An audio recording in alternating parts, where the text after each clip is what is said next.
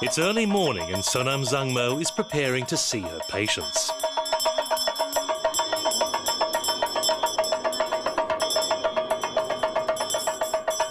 First, she goes into a trance so a spirit can take over her mind and body.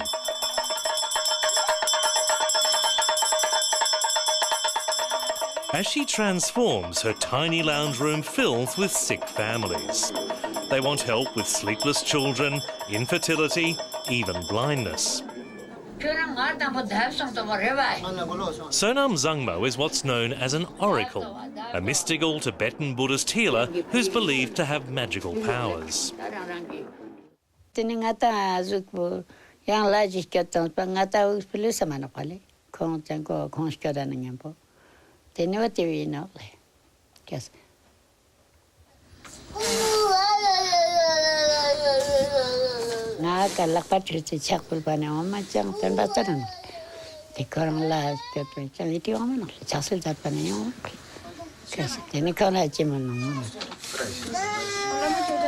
That's just as well for her, given some of the treatments.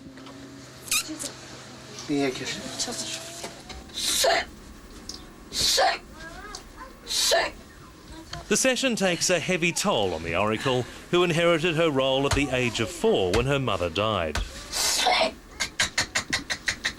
Even at the age of 82, she doesn't feel able to give up her calling.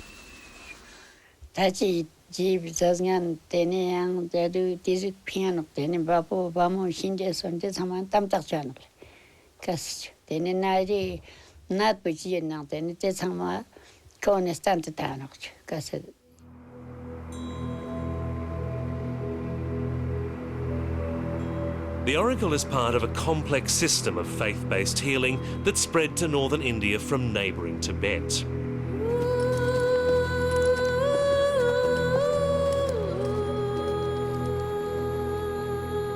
Almost every village here has an amchi, a Tibetan folk doctor who mixes potions from flowers and herbs and practices traditional healing.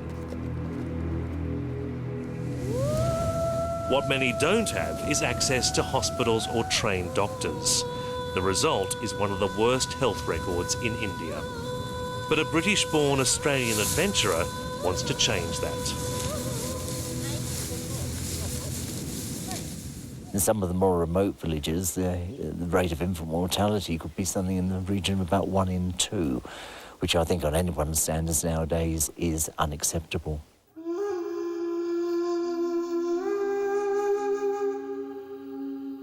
Gary Weir knows Ladakh as well as an outsider can. He's spent 30 years here pioneering trekking routes for Western visitors. The region is often called Little Tibet for its cultural similarities with its neighbour. And of course it's wonderful for us walking through as sort of trekkers to idealise the whole situation. But yeah, for them, life is hard. It is very much dependent on the elements. And it isn't quite so sort of as idyllic as some people sort of make out of some sort of glorified Shangri-La.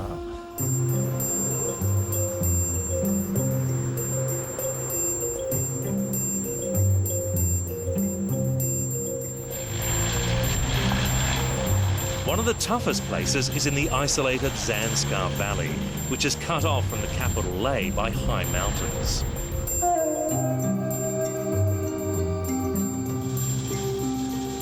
Gary Weir's aid group, the Australian Himalayan Foundation, is trialling a radical experiment here to bring traditional care into the modern age. Just a generation ago, the only way to reach this area was by yak train. Even now, the main road in is just a rough dirt track.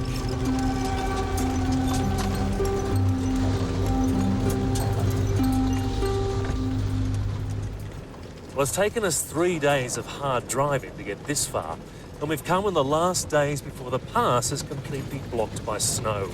For the next 7 months, the only way in or out of Zanskar will be by foot.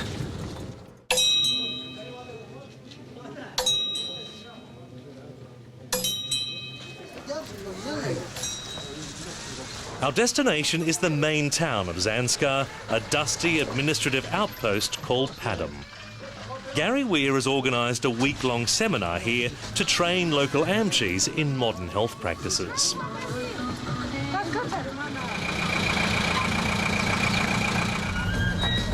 Many of them have had longer journeys than us, walking for days over the mountains for the final bus ride to the seminar.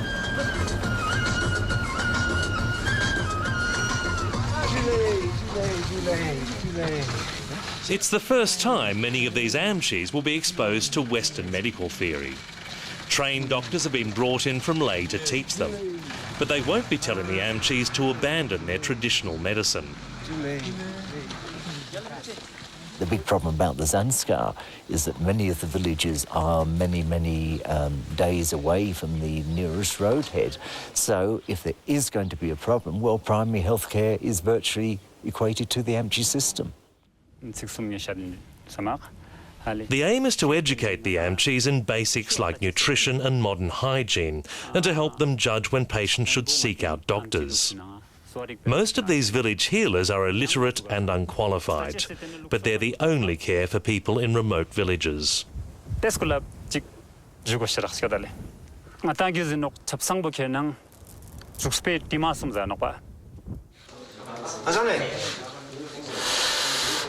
To Western eyes, some Amchi practices can appear dubious.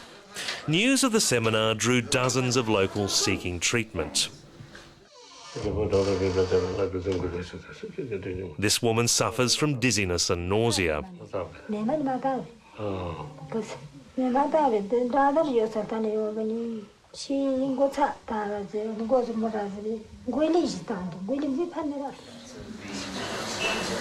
Instead, she's about to be burned with a hot poker. The Amchi insists this will cure her suffering.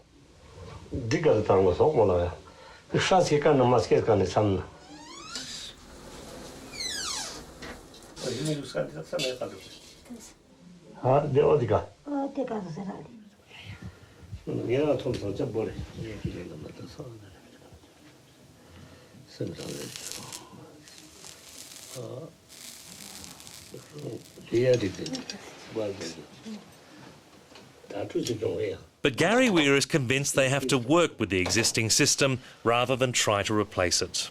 There's a lot of positive things that come out of traditional medical practices that have been practiced in Tibet for many centuries. What we've been looking for is a way in which we can combine the best of both worlds. His main focus is on the young women now becoming Amchis, a role that was traditionally passed down from father to son. They're keen to learn the most effective treatments, even if they're not traditional. Rigzin Yangdon, who's 30, came to the first seminar a year ago and has walked for 3 days to come to the second.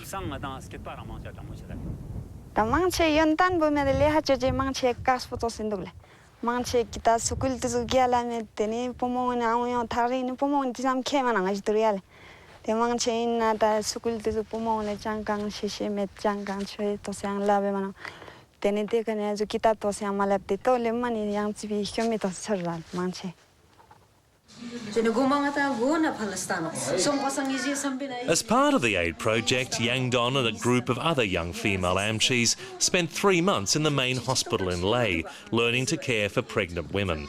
She's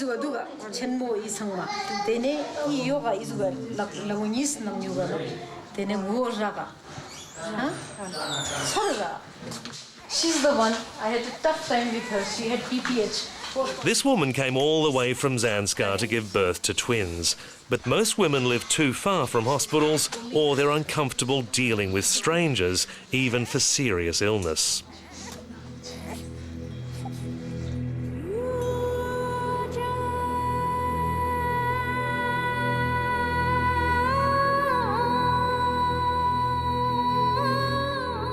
In a village close to Padam in Zanskar, we met Sultia Zangmo.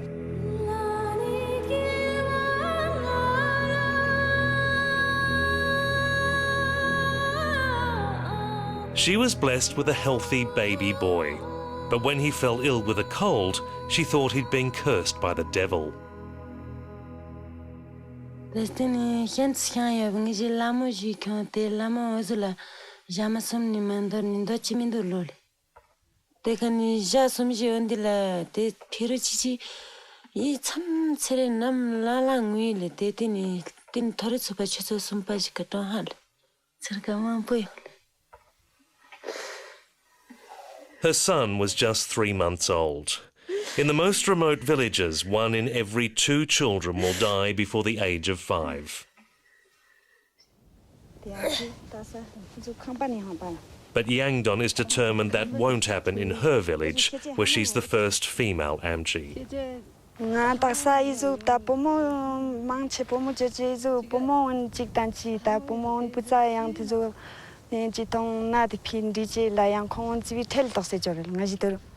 Tata sayang hospital he to se chaji ni na khangba he jingin tasir khangba he hospital cham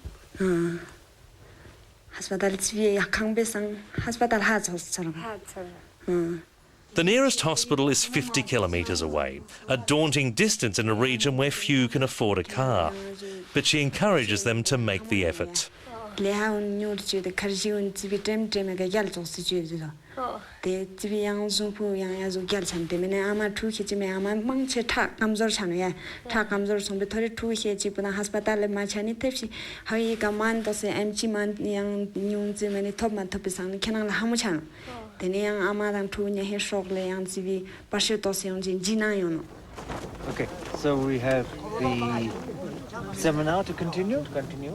We have the provision of instruments. It's only a year since Gary Weir's project began, but it's been embraced by the district's Amchis. They leave with a fresh supply of flowers and herbs, enough for several months of medicinal treatment.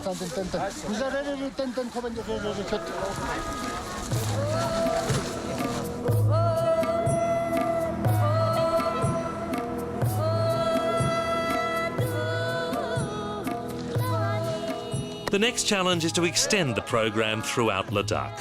For Gary Weir, it's a nice thought to contemplate as he prepares for his next trek through a land he loves. I suppose the real motivation is that over the years so many Australian people have come through various parts of the Himalaya and have wanted to put something back in one shape, form or another.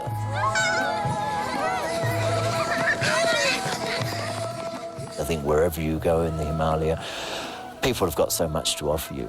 It's just a wonderful experience. I don't know what I'll do in my next incarnation, but this one I'm certainly pleased with anyway.